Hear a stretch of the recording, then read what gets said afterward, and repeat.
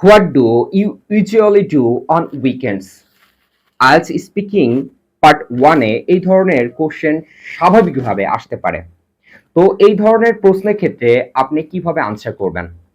যেহেতু এখানে বলছে what do you usually do on weekends, সেক্ষেত্রে আপনার কি পয়েন্ট হিসেবে এখানে অন উইকেন্ডস কথাটি আপনার আগে আনতে হবে।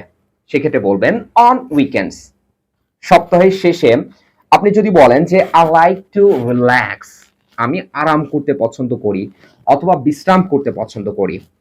তারপর বলতে পারেন spend time with my family, আমি আমার ফ্যামিলির সাথে সময় ব্যয় করি অথবা ফ্যামিলির সাথে সময় কাটাই।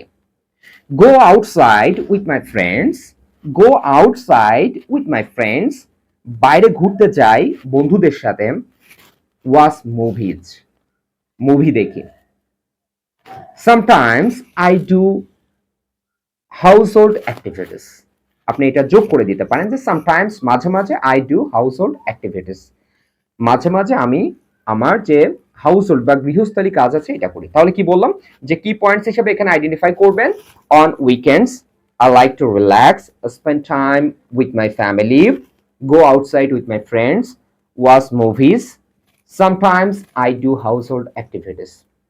এই ধরনের প্রশ্নের ক্ষেত্রে আপনি যদি এইভাবে খুব সহজে বলেন তাহলে সেই ক্ষেত্রে এক্সামিনার খুশি হবে এবং আপনার যে আলস ব্যান্ড স্কোর আছে সেটা ইনক্রিজের জন্য সাহায্য করবে। কারণ আলস পার্ট 1 এ আপনি যদি ভালোভাবে উত্তর করতে পারেন তাহলে সেই ক্ষেত্রে আপনার কিউ কার্ড সহ এবং পার্ট 3 এর ক্ষেত্রে সেটার প্রভাব পড়বে, আপনার কনফিডেন্স লেভেল বাড়বে একটু হলেও।